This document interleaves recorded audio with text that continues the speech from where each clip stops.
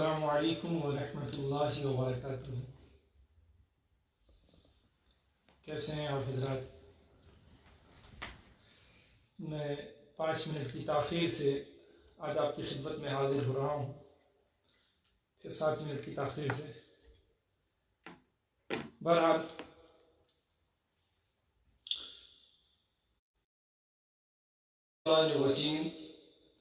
بسم اللہ الرحمن الرحیم۔ حدثنا یحیی بن بکیر قال حدثنا اللیث عن عقیل عن ابن شہاب عن عروة بن الزبیر عن عائشة ام المؤمنین انہا قالت اول ما بدی به رسول اللہ صلی اللہ تعالی علیہ وسلم من الوحی الرؤیا الصالحۃ فی النوم۔ آج ہم بخاری شریف کی ایک عظیم شان حدیث لے کر آپ کی خدمت میں حاضر ہوئے ہیں۔ اس حدیث پاک سے ہمیں معلوم ہوگا کہ نبی رحمت صلی اللہ تعالی علیہ وسلم پر وحی کا آغاز، جو سب سے پہلے وحی نازل ہوئی، وہ کیسے نازل ہوئی اور اس کا پس منظر کیا ہے، انشاءاللہ۔ امام بخاری اس حدیث کو کوٹ کرتے ہوئے فرماتے ہیں کہ ہم سے حدیث بیان کی یحییٰ ابن بکیر نے، وہ کہتے ہیں کہ ہم سے حدیث بیان کی لیث نے، وہ روایت کرتے ہیں عقیل سے، اور عقیل روایت کرتے ہیں ابن شہاب سے، وہ روایت کرتے ہیں عروہ ابن زبیر سے، اور عروہ ابن زبیر روایت کرتے ہیں ام المؤمنین حضرت عائشہ صدیقہ رضی اللہ تعالی عنہ سے۔ حضرت عائشہ صدیقہ رضی اللہ تعالی عنہ کی عظمت کے حوالے سے انشاءاللہ تبارک و تعالی 17 رمضان المبارک کو حضرت عائشہ صدیقہ کی فضیلت اور آپ کی ثوانی پر گفتگو کریں گے۔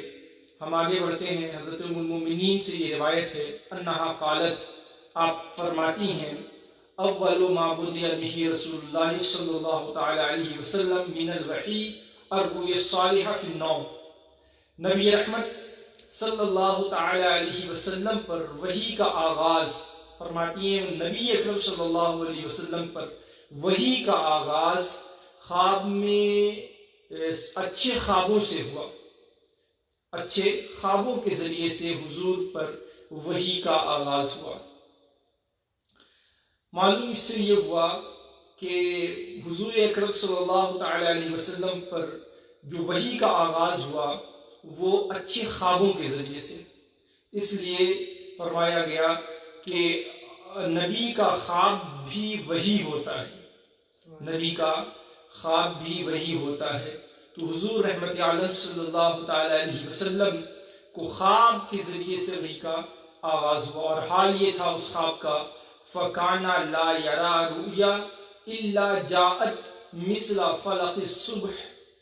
فرماتی ہیں اس خواب کا عالم یہ ہوتا تھا کہ حضور جو خواب دیکھتے تھے وہ صبح روشن کی طرح اس کی تعبیر سامنے آ جاتی تھی۔ جی، حضور جو بھی خواب دیکھتے بالکل صبح روشن کی طرح وہ خواب، اس خواب کی سچائی سامنے آ جایا کرتی تھی۔ اس طریقے سے حضور کی وحی کا آغاز ہوا۔ اب یہ مدت کتنی تھی وحی کہ یہ خواب کا سلسلہ کتنی مدت سے شروع ہوا؟ تو فرمایا گیا 6 مہینے تک یہ خواب کا سلسلہ جاری رہا، 6 منتھ تک، یعنی جو پہلی وحی نازل ہوئی اس کے نزول سے 6 مہینہ پہلے تک حضور کو رؤیا صالحہ، اچھے خواب نمودار ہوتے رہے، اور ایسے کہ حضور جو خواب دیکھتے وہ صبح روشن کی طرح اس کی تعبیر سامنے آ جایا کرتی تھی 6 مہینے تک۔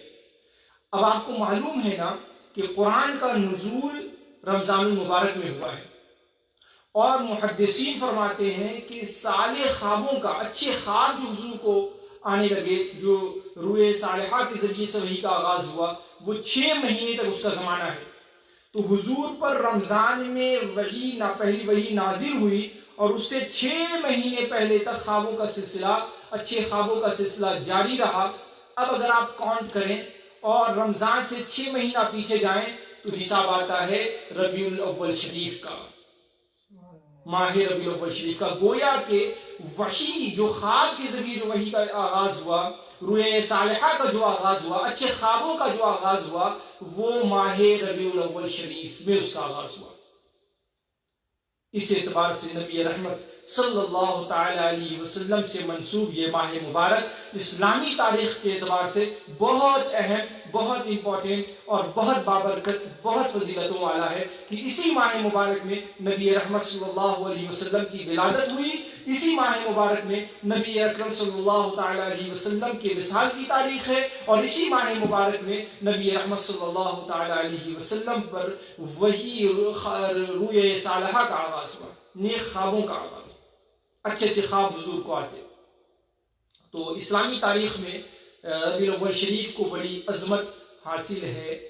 تو حضرت عائشہ صدیقہ فرماتی ہیں کہ نبی پر وحی کا آغاز اچھے خوابوں سے ہوا کہ حضور ایسا خواب دیکھتے کہ صبح روشن کی طرح اس کی تعبیر ہمارے سامنے ہوتی، ثم حبب الیہ الخلاء، اچھے خوابوں کے بعد اچھے خوابوں کا سلسلہ شروع ہو گیا، اور اس کے بعد حضور اکرم صلی اللہ علیہ وسلم کے دل مبارک میں، قلب مبارک میں خلوت کی محبت ڈال دی گئی۔ ثم حبب الیہ الخلاء، پھر خلوت ان کے دلوں میں خلوت کی محبت ڈال دی گئی، تنہائی میں اللہ کی عبادت کرنا یہ حضور کو پسند ہونے لگا۔ وَكَانَ يَخْلُو بِغَارِ حِرَاءَ فَيَتَحَنَّسُ فِيهِ وَهُوَ تَعَبُّدُ اللَّيَالِ ذَوَاتِ الْعَدَدِ قَبْلَ أَن يَنزِعَ إِلَىٰ أَهْلِهِ، اور پھر حضور اکرم صلی اللہ تعالی علیہ وسلم غار حرا میں جا کر خلوت گزین ہو گئے۔ غار حرا تشریف لے جاتے اور وہاں خلوت میں اپنے رب کی عبادت کرتے، متعدد دنوں تک عبادت کرتے، اور پھر جب اپنے اہل سے ملنے کا اشتیاق ہوتا تو حضور تشریف لاتے۔ وَيَتَزَوَّدُ لِذَلِكَ، اور اپنے ساتھ حضور اکرم صلی اللہ تعالی علیہ وسلم زاد سفر بھی لے جاتے تھے۔ خلوت میں اتنے دن رہتے، اتنے دن کے لیے کچھ کھانے پینے کی چیز بھی ساتھ حضور لے جاتے تھے۔ تو پہلے سب سے پہلے حضور پر اچھے خوابوں کا سلسلہ شروع ہوا، اور پھر حضور نے خلوت کو پسند کیا اور غار حرا میں جا کر حضور تشریف لے جا کر وہاں اللہ کی عبادت کرنے لگے۔ غار حرا آپ جانتے ہی ہیں مکہ المکرمہ میں جسے جبل نور بھی کہتے ہیں، غار حرا کو جبل نور بھی کہتے ہیں، وہاں 3 چٹان اس طریقے سے ملے ہوئے ہیں کہ نیچے ایک حجرہ بن گیا ہے، اور اس حجرے میں تقریباً 2 لوگ تنگی کے ساتھ عبادت کر سکتے ہیں۔ تو حضور وہیں جاتے تھے۔ حضور نے وہ جگہ کیوں منتخب کی، غار حرا کو خلوت کے لیے کیوں منتخب فرمایا، یہ اس سلسلے میں محدثین فرماتے ہیں کہ غار حرا کو منتخب کرنے کی جو علت سمجھ آتی ہے، اور جو کہ غار حرا وہاں بندہ اگر کھڑا ہو کر قبلہ کی طرف منہ کرے تو کعبۃ اللہ نظر آتا ہے، غار حرا سے کعبۃ اللہ نظر آتا ہے، اور کعبۃ اللہ کو دیکھنا یہ عبادت ہے، کعبۃ اللہ کو دیکھنا یہ عبادت ہے۔ اس لیے نبی رحمت صلی اللہ تعالی علیہ وسلم نے خلوت میں اپنے رب کی عبادت کے لیے غار حرا کو پسند فرمایا کہ وہاں رہ کر بندہ وہاں رہ کر 3 عبادتیں ایک ساتھ ہو رہی تھیں۔ خلوت ایک عبادت ہے، وہ ہو رہی تھی، پھر یہ کہ جو اللہ کا ذکر وہاں کرتے تھے اور جو عبادت کرتے تھے وہ وہاں ہو رہا تھا، اور تیسری عبادت یہ کہ وہاں رہ کر حضور اکرم صلی اللہ علیہ وسلم کعبۃ اللہ کی بھی زیارت فرماتے، اور جو اس طریقے سے 3 عبادت بیک وقت حضور فرما رہے تھے۔ یہاں سے ہمیں یہ بات بھی معلوم ہوئی کہ خلوت یہ بھی عبادت ہے، دنیا سے اور لوگوں سے اللہ کو یاد کرنے کے لیے اور رب کی طرف رجوع کرنے کے لیے خود کو اسباب دنیا سے دور رکھ کر اللہ کی عبادت اور اللہ کی طرف لو لگایا جائے، یہ بھی حضور کی سنتوں میں سے ثابت ہے۔ ہاں یہ ضرور ہے کہ نبی احمد صلی اللہ تعالی علیہ وسلم نے اہل کے ساتھ رہ کر، اپنے گھر والوں کے ساتھ رہ کر اپنا لو مالک سے لگائے رکھنے کی تعلیم فرمائی ہے۔ تو دونوں چیزیں ہیں، اپنے اپنے طور پر دونوں چیزیں بہتر ہیں۔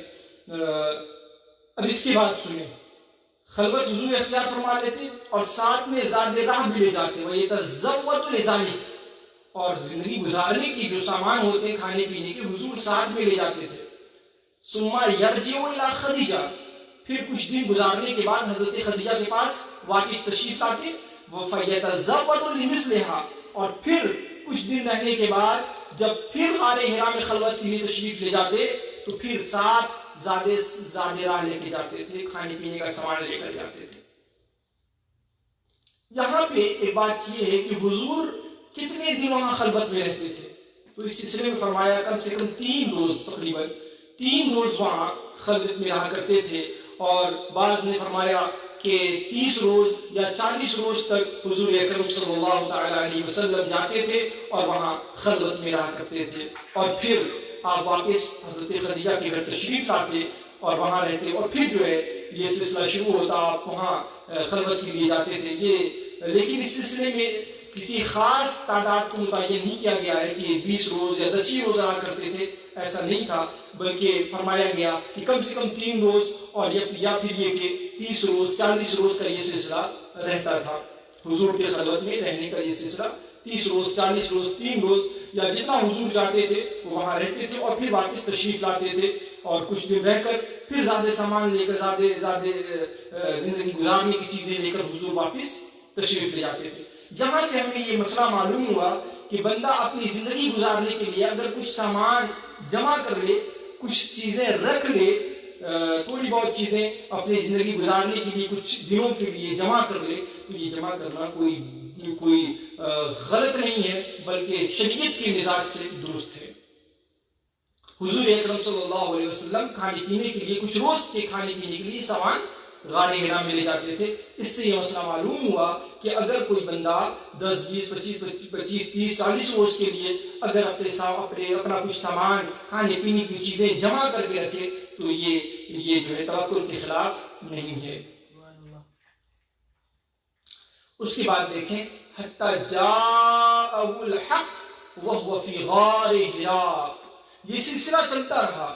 حضور غار حرا میں جاتے، خلوت میں رہتے، رب کی عبادت کرتے رہتے، اسی درمیان حتی جاءہ الحق وہو فی غار حرا، یہاں تک کہ وحی آپ پر نازل ہوئی، نبی رحمت صلی اللہ علیہ وسلم پر وحی نازل ہوئی وہو فی غار حرا، اور اس وقت آپ غار حرا میں اللہ کی عبادت میں مصروف تھے، وحی نازل ہو گئی۔ فجاءہ الملک، اب وحی کے نزول کا پس منظر کیا ہے تو فرماتی ہیں فجاءہ الملک، ایک فرشتہ ان کے پاس آیا۔ وہ فرشتہ کون ہے؟ جناب جبریل امین ہے، حضرت جبریل امین ہے، کیونکہ پورا قرآن حضرت جبریل امین لے کر نازل ہوئے، ایک آیت بھی کوئی اور فرشتہ لے کر حاضر نہ ہوا، بلکہ تمام آیتیں حضرت جبریل لے کر حضور کی خدمت میں حاضر ہوئے۔ تو یہ فرشتے فجاءہ الملک، تو ان کے پاس فرشتے آئے، فرشتہ آیا، کون فرشتہ؟ حضرت جبریل علیہ السلام آئے اور حضور سے عرض کیا آپ پڑھیں، اقرا، آپ پڑھیں۔ قال ما انا بقاری، حضور نے جواب فرمایا کہ میں نہیں پڑھتا۔ حضور نے فرمایا ما انا بقاری، میں نہیں پڑھتا۔ قال فاخذني فغطني حتى بلغ مني الجهد ثم ارسلني فقال اقرا قلت ما انا بقاری۔ کہتے ہیں کہ جب میں نے کہا کہ میں نہیں پڑھتا تو فرشتے نے مجھے پکڑا اور مجھے سینے سے لگا کر خوب اپنی طاقت بھر دبوچا اور پھر چھوڑ دیا، ثم ارسلني، پھر مجھے چھوڑ دیا، اور اس نے کہا کہ پڑھیے۔ میں نے کہا قلت ما انا بقاری، میں پڑھ نہیں پڑھتا۔ فاخذني، پھر اس نے مجھے دبوچا اور پوری طاقت سے دبا کر مجھے چھوڑا، ثم ارسلني، پھر مجھے چھوڑ دیا، فقال اقرا، پھر اس نے کہا کہ پڑھیے، فقلت ما انا بقاری، تو میں نے کہا میں نہیں پڑھتا۔ فاخذني فغطني الثالثة ثم ارسلني، پھر مجھے اس نے فرشتے نے تیسری مرتبہ دبوچا، تیسری مرتبہ دبوچا اور پوری طاقت سے دبوچا. ثم ارسلنی، پھر مجھے چھوڑا. کہتے ہیں فقال، اب اس نے کہا اقرا باسم ربک الذی خلق خلق الانسان من علق اقرا وربک الاکرم. سورہ علق کی 5 آیتیں نازل ہو گئی. اس طریقے سے قرآن کا نزول شروع ہوا. سورہ علق کی 5 آیتیں لے کر فرشتہ نازل ہوا، جناب جبریل نازل ہوئے اور حضور سے پھر یہ آیتیں نازل ہو گئی. یہ بات ہے کہ فرشتے نے حضور اکرم صلی اللہ علیہ وسلم سے کہا کہ اقرا پڑھیے، تو حضور نے فرمایا میں پڑھنے والا نہیں، میں نہیں پڑھتا. یہ نہیں فرمایا میں پڑھنا نہیں جانتا. حضور نے یہ نہیں فرمایا کہ میں پڑھنا نہیں جانتا. حضور نے فرمایا میں پڑھتا نہیں. یہ نہیں فرمایا کہ میں پڑھنا نہیں جانتا، اس لیے کہ حضور کو اللہ تبارک و تعالیٰ نے علم غیب عطا فرمایا ہے، علم عطا فرمایا ہے. تو حضور نے یہاں ما انا بقارئ فرمایا، میں پڑھتا نہیں. اور اس کے بعد جناب جبریل نے ان کو دبوچا اور چھوڑا. تو یہ صورت کیوں پیدا ہوئی کہ جبریل نے کہا پڑھیے، حضور نے کہا ما انا بقارئ، پھر پڑھنے کے لیے کہا، پھر کہا ما انا بقارئ، پھر پڑھنے کے لیے کہا، پھر فرمایا ما انا بقارئ. یہ سچویشن کیوں پیدا ہوئی؟ تیسری مرتبہ جا کر حضور نے کو وہ آیت تلاوت کرائی گئی. انہوں نے حضرت جبریل نے کہا اقرا باسم ربک الذی خلق، تب حضور نے وہ پڑھا. تو یہ سچویشن کیوں پیدا ہوئی؟ اس سلسلے میں محدثین نے اور جنہیں اللہ نے علم اور عمل کی دولت سے نوازا ہے، جنہیں علم صالح کی دولت سے نوازا ہے، انہوں نے فرمایا کہ اس وقت اللہ کے رسول صلی اللہ تعالی علیہ وسلم اپنے رب کے حضور حاضر تھے اور عبادت میں مستغرق تھے. اور حالت یہ تھی کہ حضور نے فرمایا ہے، خود ہی فرمایا میرے آقا صلی اللہ علیہ وسلم نے، کہ ایک وقت ایسا ہوتا ہے میرا اور رب کے درمیان کہ اس وقت نہ کوئی فرشتہ ہوتا ہے، نہ کوئی مقرب رسول اور نبی ہوتے ہیں. اس وقت میں ہوتا ہوں اور میرا خدا ہوتا ہے. تو وہ وقت ہوتا ہے استغراق کا کہ حضور اکرم صلی اللہ علیہ وسلم بالکل مستغرق تھے اپنے خدا، اپنے رب کے مشاہدے میں، اللہ تبارک و تعالیٰ کے صفات کے مشاہدے میں اور ذات کے مشاہدے میں بالکل جو ہے مستغرق تھے. ایسے عالم جناب جبریل نازل ہوئے اور وہ تشریف لائے. انہوں نے کہا اقرا. حضور مستغرق تھے. ایسے عالم میں انہوں نے حضور کے استغراق کو متوجہ کرنے کے لیے دبوچا، ادب کے ساتھ گلے سے لگایا. بعض لوگ جھنجھوڑتے ہیں، اٹھانے کے لیے جھنجھوڑا جاتا ہے، استغراق ختم کرنے کے لیے جھنجھوڑا جاتا ہے لوگوں کو ہاتھ پکڑ کر، لیکن جناب جبریل نے ایسا نہیں کیا، بلکہ ادب سے گلے لگایا حضور کو اور حضور کو دبایا کہ حضور ہماری اس کی طرف متوجہ ہوں، ان جو آیت نازل ہوئی ہے اس کی طرف متوجہ ہوں. اور 3 مرتبے کے بعد اس سے معلوم ہوتا ہے کہ حضور کا استغراق کتنے اعلیٰ درجے کا تھا کہ وہ اپنے رب کے حضور حاضر تھے. 3 مرتبہ جب جناب جبریل نے ادب کے ساتھ انہیں دبوچا، تب جا کر وہ حضرت جبریل کی طرف وہ مائل کی طرف متوجہ ہوئے اور انہیں یہ معلوم ہوا کہ جناب جبریل اللہ ہی کا حکم لے کر آئے ہیں، جن کے ذکر و فکر میں وہ جس ذات کے ذکر و فکر میں مشغول ہیں اسی کا پیغام لے کر آئے ہیں. تو نبی رحمت صلی اللہ علیہ وسلم کی طرف متوجہ ہوئے اور یہ آیت کریمہ نازل ہوئی. فرجع بها رسول اللہ صلی اللہ علیہ وسلم یرجف فؤادہ. پھر یہ آیت لے کر یہ 5 آیتیں نازل ہوئی اور یہ آیت جب نازل ہوئی تو حضور کا حال یہ تھا. فرجع بها رسول اللہ صلی اللہ علیہ وسلم. حضور اپنے گھر کی طرف یہ آیتیں لے کر لوٹے. کیسے لوٹے؟ یرجف فؤادہ. آپ کا دل دھڑک رہا تھا، آپ کا دل دھڑک رہا تھا. میرے بھائی، قرآن اللہ کا کلام ہے. لو انزلنا علی ھذا القرآن، اگر ہم یہ قرآن نازل کرتے پہاڑ پر تو یہ ریزہ ریزہ ہو جاتا. خشیت الہی کی بنیاد پر یہ قرآن کہتا ہے اور نبی پہ قرآن نازل ہو رہا ہے. تو تو ظاہر ہے کہ کلام الہی کی جلال کی بنیاد پر یرجف فؤادہ، حضور کا دل دھڑکنے لگا، دھک دھک کرنے لگا. فدخل علی خدیجہ بنت خویلد رضی اللہ عنہا، تو حضور حضرت خدیجہ بنت خویلد رضی اللہ تعالی عنہا جو آپ کی حرم محترم ہے اور جو آپ کی اہلیہ محترمہ ہے، آپ وہاں ان کے گھر داخل ہوئے، وہاں گھر پر تشریف لائے. فقال زملونی زملونی، حضور کا دل دھک دھک کر رہا تھا، گھبراہٹ تھی. زملونی زملونی، فرمایا کہ مجھے چادر اڑا دو، مجھے چادر اڑا دو. فزملوہ حتی ذہب عنہ الروع، تو حضور اکرم صلی اللہ علیہ وسلم کے اوپر نیک خاتون نے، فرما بردار بیوی نے چادر اڑا دی. حتی ذہب عنہ الروع، یہاں تک کہ آپ سے جو گھبراہٹ تھی وہ ختم ہو گئی، وہ ختم ہو گئی. فقال لخدیجہ واخبرها الخبر، پھر حضور جب جو ہے گھبراہٹ دور ہو گئی تو حضور نے حضرت خدیجہ کو پورا واقعہ سنایا، پورا واقعہ بیان کیا. پھر کہا لقد خشیت علی نفسی، میں اپنے نفس پر، اپنی جان پر خوف محسوس کرتا ہوں، مجھے خطرہ محسوس ہو رہا ہے، اپنی جان پر خطرہ محسوس ہو رہا ہے. حضور نے یہ فرمایا. اب اس مقام پر ذہن میں یہ بات آئے گی کہ حضور کو اپنے ہلاک ہونے کا خطرہ کیسے محسوس ہوا.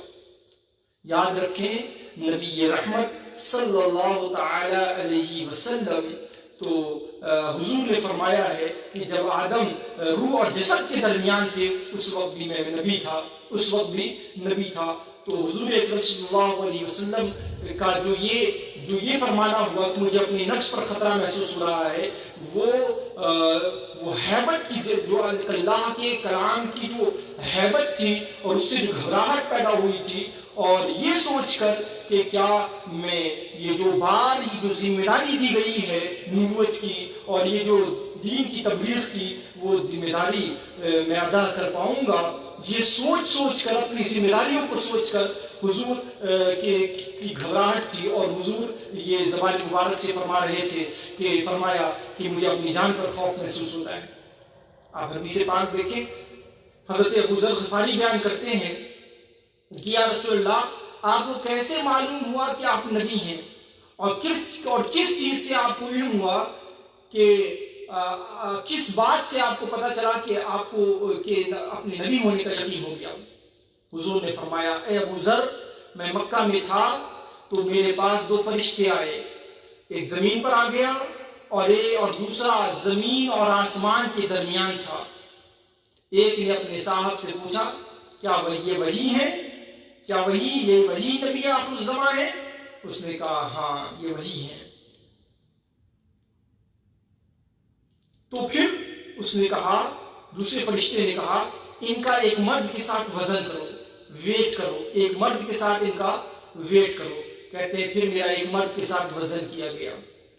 اس نے کہا ان کا جو ہے وزن کیا گیا تو میں غالب تھا. پھر اس نے کہا کہ ان کا 100 مردوں کے ساتھ وزن کرو، 100 مردوں کے ساتھ میرا وزن ہوا، پھر بھی میں غالب تھا. کہا 1000 مردوں کے ساتھ وزن کرو، 1000 مردوں کے ساتھ وزن کیا گیا لیکن میں غالب تھا. ایک فرشتے نے دوسرے سے کہا ان کا پیٹ شک کرو، پھر میرا پیٹ شک کیا گیا، میرا بطن شک کیا گیا، پھر میرے دل کو نکالا گیا، اس میں سے سیاہ خون کا لوتھڑا اسے نکالا گیا جو شیطان کا حصہ تھا. کہتے ہیں پھر ایک نے دوسرے سے کہا ان کا پیٹ اچھی طرح دھوؤ اور ان کا دل اچھی طرح دھوؤ. پھر ایک نے دوسرے سے کہا ان کے پیٹ کو سیدھو. جب میرا پیٹ دھو دیا گیا اور اچھی طریقے سے، تو کہتے ہیں کہ ایک فرشتے نے دوسرے سے کہا کہ ان کے پیٹ کو سیدھو، تو انہوں نے میرے پیٹ کو سی دیا. پھر انہوں نے میرے دونوں کندھوں کے درمیان مہر نبوت کو رکھ دیا. وہ اب تک اسی طرح میں یہ تمام واقعہ دیکھ رہا ہوں جیسا کہ اس وقت ہوا تھا.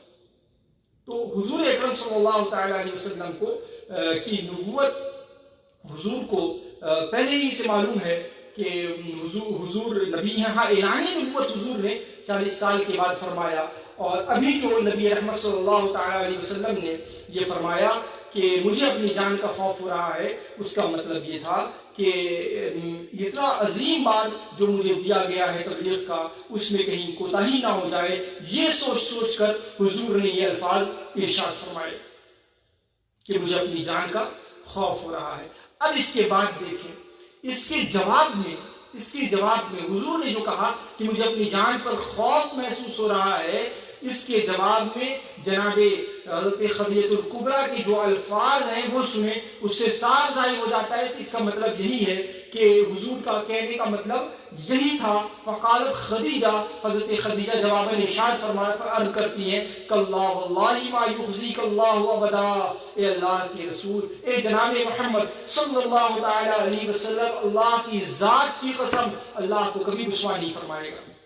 ما یخزیک اللہ ابدا، اللہ آپ کو کبھی رسوا نہیں فرمائے گا۔ انک لتصل الرحمہ، انک لتصل الرحمہ، یہ اللہ کے جناب محمد صلی اللہ علیہ وسلم، آپ تو لوگوں کے ساتھ صلہ رحمی کرتے ہیں، آپ تو لوگوں کے ساتھ صلہ رحمی کرتے ہیں۔ وتحمل الکلہ، دوسروں کا بوجھ، کمزوروں کا بوجھ اٹھاتے ہیں۔ وتکسب المعدومہ، اور جو ہے لوگوں کو کما کر دیتے ہیں۔ وتقری الضیف، اور مہمانوں کی مہمان نوازی کرتے ہیں۔ وتعین علی نوائب الحق، حق اور خیر کے واسطے آپ جو ہے مدد کیا کرتے ہیں۔ فانطلقت به خدیجہ حتی اتت به ورقۃ بن نوفل ابن ام خدیجہ، کہتے ہیں پھر یہ ساری باتیں، یہ حضرت خدیجہ نے جو الفاظ بیان فرمائے ہیں، یہ لفظ بتا رہے ہیں اس حدیث کے، اور اس لائن کے کا لفظ بتا رہا ہے کہ میرے آقا نبی رحمت صلی اللہ علیہ وسلم کی سیرت کتنی اعلیٰ، کتنی عظیم الشان تھی۔ آپ اندازہ لگا لیں کہ نبی رحمت صلی اللہ تعالی علیہ وسلم کو اللہ تبارک و تعالیٰ نے کیسا کردار عطا فرمایا تھا کہ حضرت خدیجہ نے، جب حضور نے یہ ظاہر کیا کہ میں اپنی ذمہ داری کو نبھا پاؤں گا یا نہیں مجھے، تو اس پر میرے حضرت خدیجہ نے جواب دے، رسول اللہ آپ فکر نہ کریں، اللہ آپ کو کبھی رسوا نہیں فرمائے گا، آپ کی کردار تو اتنا اعلیٰ ہے، اتنے اعلیٰ ہیں، اتنی عظیم الشان ہے کہ آپ اس ذمہ داری کو بحسن خوبی احسن طریقے سے ادا فرمائیں گے، تسلی دیا۔ اور اس کے بعد یہ دونوں حضرت خدیجہ الکبریٰ نبی رحمت صلی اللہ تعالی علیہ وسلم کو لے کر ورقہ ابن نوفل، جو بہت جو حضرت خدیجہ کے چچا زاد بھائی تھے، ان کے پاس لے کر آئیں۔ وکان عمرا متنصر فی الجاہلیہ، حضرت ورقہ ابن نوفل تھے، یہ جاہلیت میں نصرانی ہو گئے تھے۔ وکان یکتب الکتاب العبرانی، اور یہ عبرانی زبان جانتے تھے، لکھنا پڑھنا جانتے تھے۔ ویکتب من الانجیل بالعبرانیہ، اور یہ عربی اور عبرانی زبان میں انجیل لکھا کرتے تھے جو اللہ چاہتا۔ وکان شیخا کبیرا قد عمی، اور وہ بہت اس وقت بوڑھے ہو چکے تھے۔ کانا شیخا کبیرا، ورقہ ابن نوفل اس وقت بہت بوڑھے ہو چکے تھے اور آنکھ سے ان کو دکھتا بھی نہیں تھا۔ فقالت لہو خدیجہ، تو حضرت خدیجہ حضور کے ساتھ ان کے پاس آئی، ورقہ ابن نوفل کے پاس، اور ان سے عرض کیا کہ فقالت لہو خدیجہ، ان سے کہا اے ابن عم، اے میرے چچا زاد بھائی، دیکھیے آپ اپنے بھتیجے کی، اپنے برادر زادے کی بات سنیے۔ فقال لہو ورقہ، تو ان سے ورقہ ابن نوفل نے کہا کہ اے ابن اخی ماذا ترى، تم نے کیا دیکھا ہے خواب میں؟ فأخبرہ رسول اللہ صلی اللہ علیہ وسلم خبر ما رأى، جو حضور نے دیکھا وہ سارا واقعہ ان سے بیان کر دیا، سارا واقعہ ورقہ ابن نوفل سے بیان کر دیا۔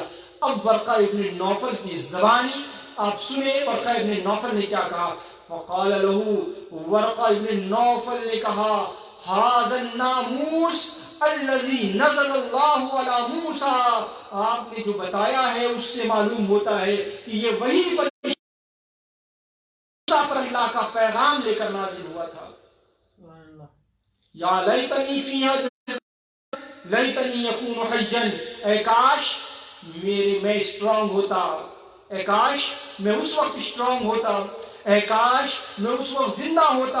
اذ یخرجک قومک، جب آپ کی قوم آپ کو اپنے گھر سے نکالے گی، آپ کی قوم آپ کو اپنے گھر سے نکالے گی۔ فقال رسول اللہ صلی اللہ علیہ وسلم اور مخرجیہم، کیا میری قوم مجھے گھر سے نکالے گی، میرے گھر سے؟ قال نعم، ہاں، لم یاتی رجل قط بمثل ما جیت به الا اودیا.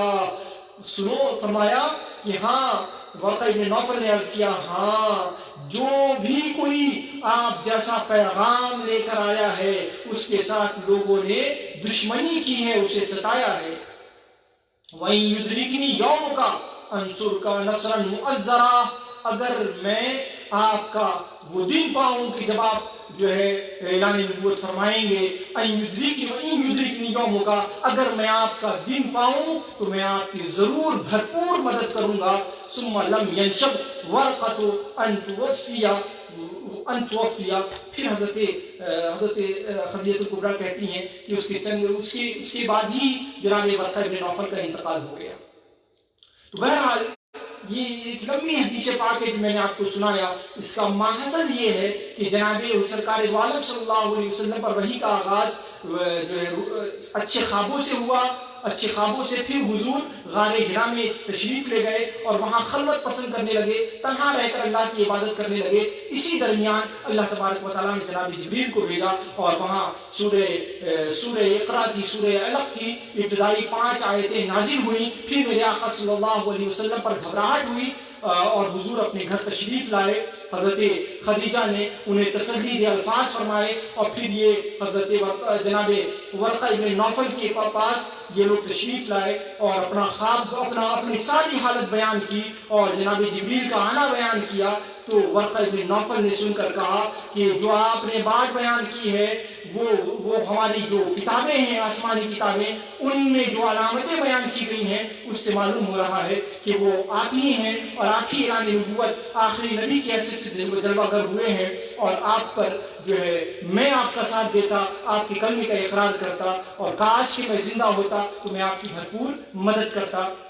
یہ اس باقی کا بیک گراؤنڈ ہے وحی کے نزول کا. پھر کچھ دنوں تک حضور پر وحی بند رہی، پھر کچھ دنوں تک حضور پہ وحی کا سلسلہ منقطع رہا اور اس کے بعد پھر جو ہے کچھ دنوں کے بعد حضور اکرم صلی اللہ علیہ وسلم پر وحی نازل ہوئی اور پھر سلسلہ وحی کا دراز رہا نبی احمد صلی اللہ علیہ وسلم. بہرحال یہ اب یہاں پر ایک بات آخری رہ جاتی ہے، وہ یہ کہ ورقہ ابن نوفل جنہوں نے حضور کو دیکھا اور حضور کی باتیں سنی اور پھر یہ تاثر دیا کہ میں آپ کی مدد کرتا اور آپ جو ہے وہی فرشتہ آپ کے پاس آیا جو جناب موسیٰ کے پاس آیا ہے، کاش میں اسٹرانگ ہوتا اور کاش میں زندہ ہوتا تو میں جو ہے میں آپ کا ساتھ دیتا. یہ ساری باتوں کو نظر میں رکھتے ہوئے سوال یہ ہوتا ہے کہ جناب ورقہ ابن نوفل صحابی ہیں یا نہیں.